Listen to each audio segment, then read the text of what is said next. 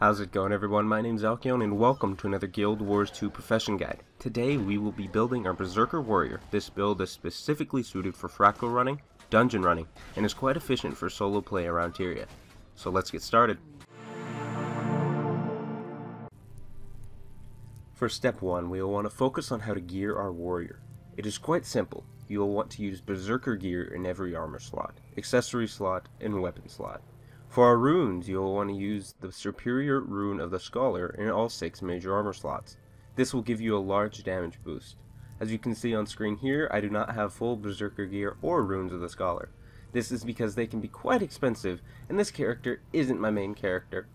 So if you want to get some cheap gear, you could always go for some Rampagers or Valkyrie gear, but eventually you'll want to upgrade to Berserker's gear, as it is the best in slot.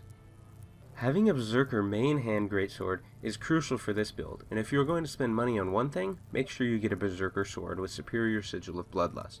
This will give you the biggest bang for your buck.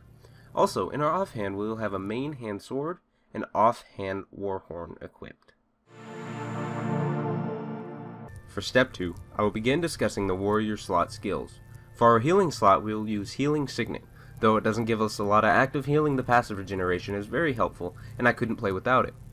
For the 3 regular slot skills, I chose For Great Justice for the Might and Fury boons as well as its short cooldown, Signet of Fury for the passive critical strike bonus, and Frenzy for the quickness boost.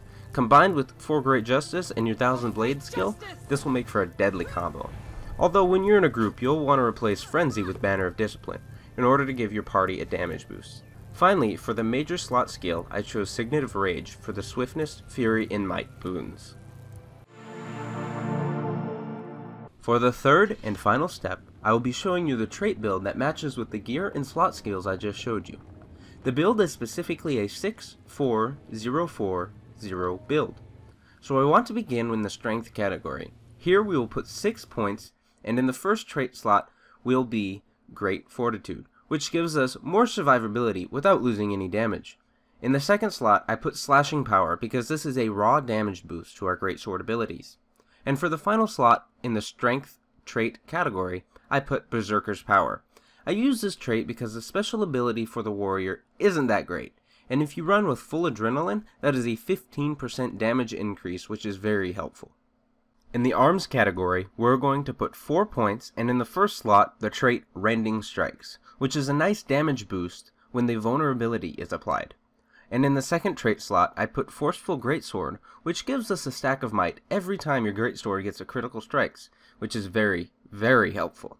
Finally, in the Tactics category, I put 4 points, and in the first slot I put Empowered, which gives a 1% damage increase for each boon on you. This is very helpful with increasing overall burst damage. In the second slot, I put Empower Allies, which gives all your allies within a range of 600 a 150 power increase during combat. Alright guys, that'll do it for this guide. Thank you guys so much for watching. If this helps you out, leave a like down below. I really appreciate it, and I'll see you guys on my next video.